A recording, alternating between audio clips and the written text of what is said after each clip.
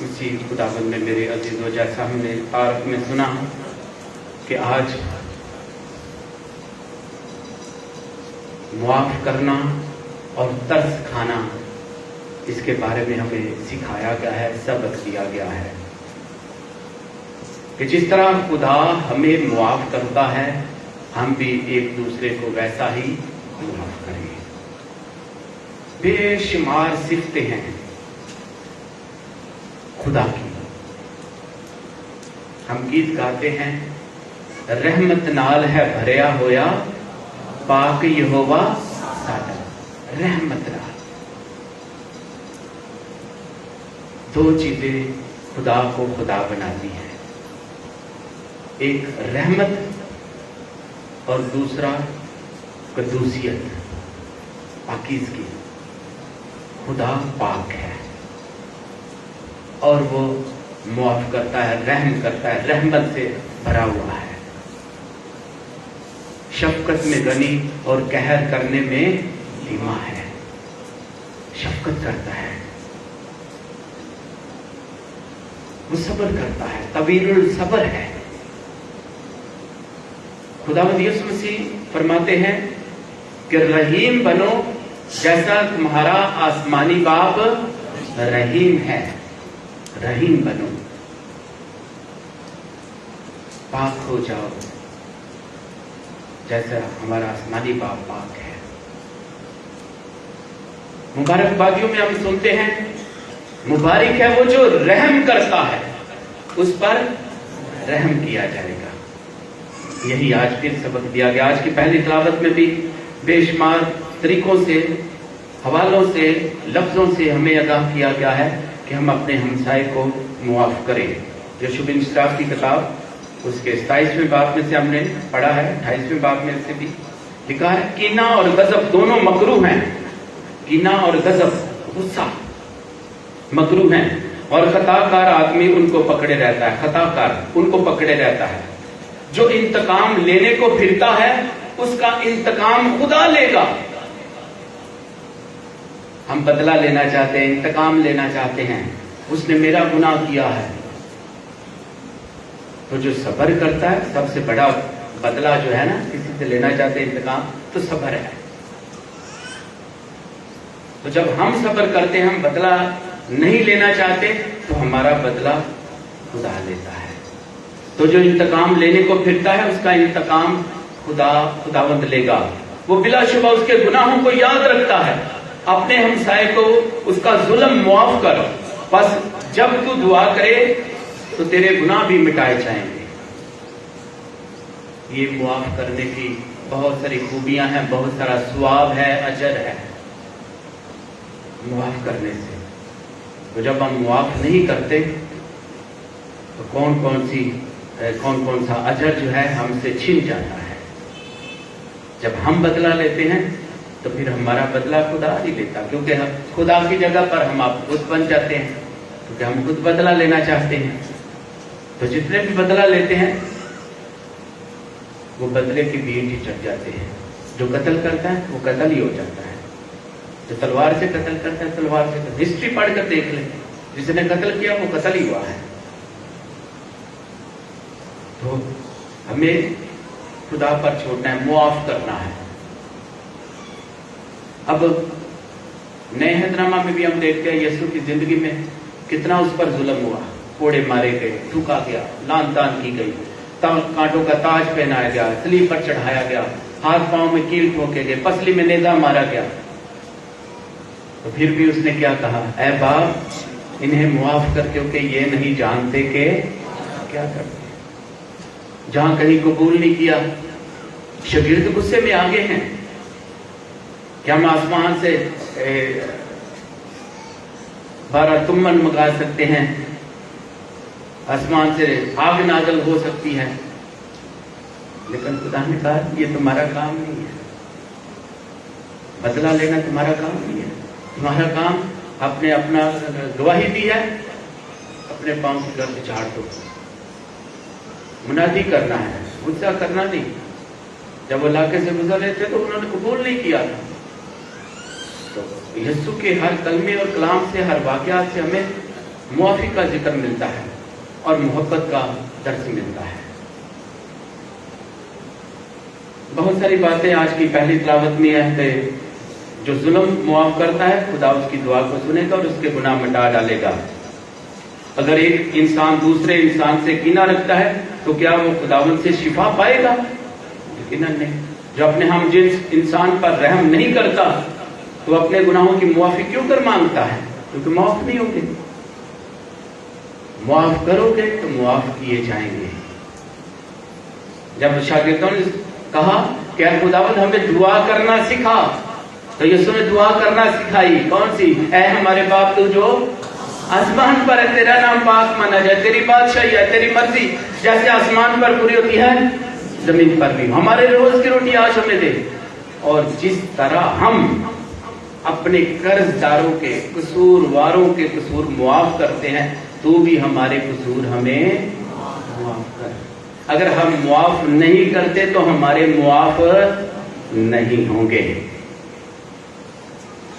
और ये इल्जाम हम खुदा पर नहीं लगा सकते, क्योंकि दुआ में हमने खुद ही पढ़ा है कि जिस तरह हम दूसरों के कसूर मुआफ करते हैं, तू भी हमारे कसूर हमें मुआफ कर। अगर नहीं करेंगे तो क्या होंगे? यही बात इधर है। जो अपने हम जिन्स पर रहम नहीं करता तो अपने गुनाहों की माफी क्यों कर मांगता है? अगरचे वो महज बशर है तो भी कहर को पालता है। तो कौन उसके गुनाहों को कफारा देगा? अपने अंजाम को याद रख और अदावत से बात रह, सरसराहट और मौत को याद रख और उसके हकाम पर कायम रह। हकाम को याद रख, अपने हमसाये से गुस्सा न हो, हक ताला का अहद याद रख और नादानी से चश्म पोशी कर। आज फिर अंजील मुकद्दस में तमसील के जरिए से भी यीशु सिखाते हैं। जब यीशु के सामने ये सवाल रखा गया, पतरस आकर यीशु से पूछता है, ऐ खुदावन, मैं अपने भाई को क्या 7 दफा तक माफ करूं? और ये कामल अदद है। बाइबल मुकद्दस की जुबान में, उसकी रूह से 7 का अदद कामल अदद है, मुकम्मल अदद है, कंप्लीट अदद है। तो इस वजह से वो कंप्लीट अदद कह रहा है कि 7 बार तक माफ करूं। यीशु ने क्या कहा है? 7 के 70 बार, यानी मुआफ ही मुआफ करना है, बदला नहीं देना। तो जब हम मुआफ करेंगे तो मुआफ किए जाएंगे, रहम करोगे तो रहम किया जाएगा। जिस पैमाने से तुम किसी के लिए नापते हो उसी से तुम्हारे लिए नापा जाएगा।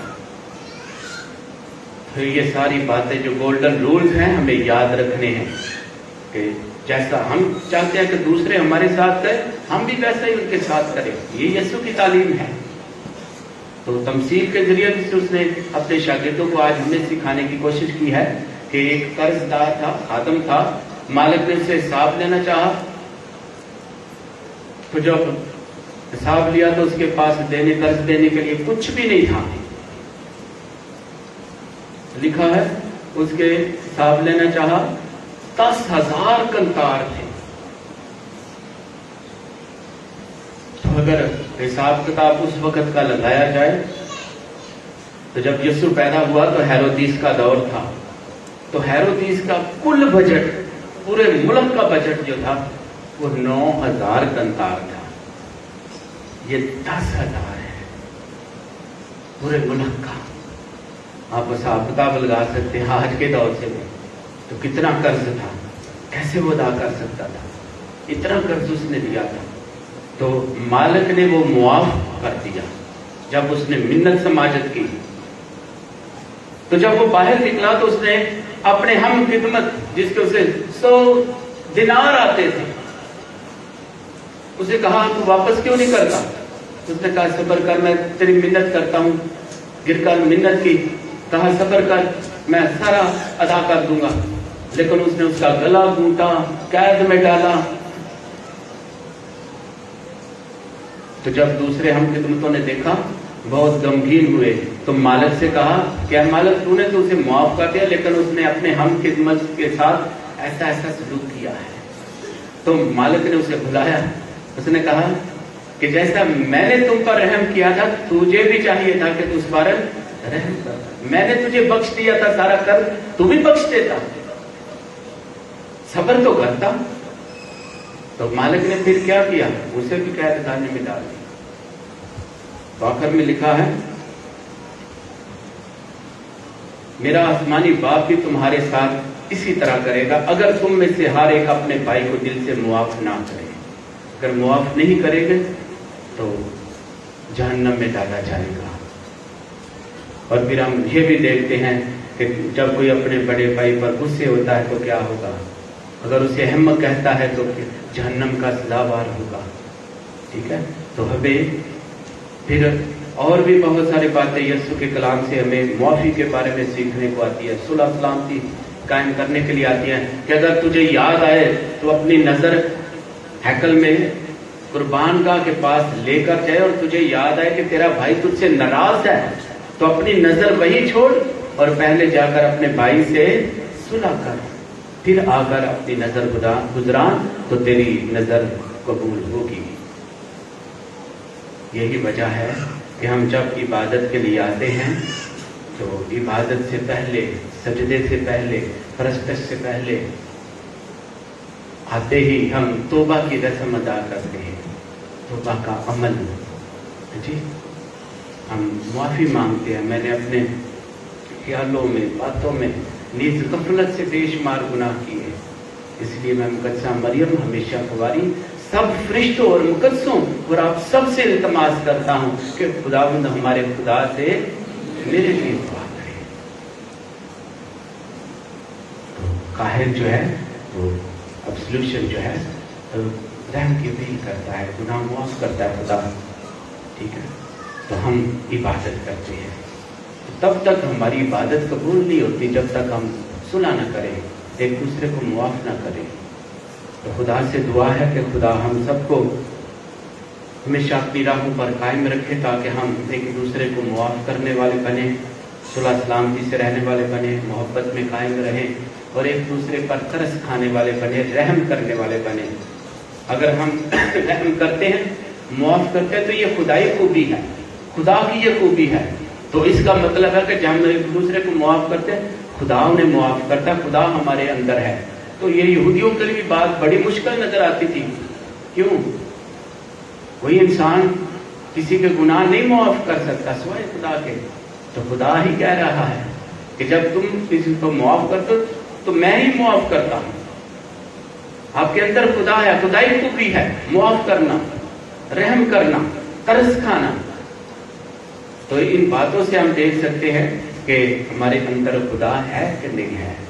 अगर खुदा की खूबियां हैं, उसके कलाम की कदरें हैं, तो हमारे अंदर खुदा है, उसका कलाम है, जिसको हम अमल में लाकर जिंदगी पा सकते हैं और दूसरों की जिंदगी का सबब बन सकते हैं, मसीह हमारे खुदावंद के वसीला से।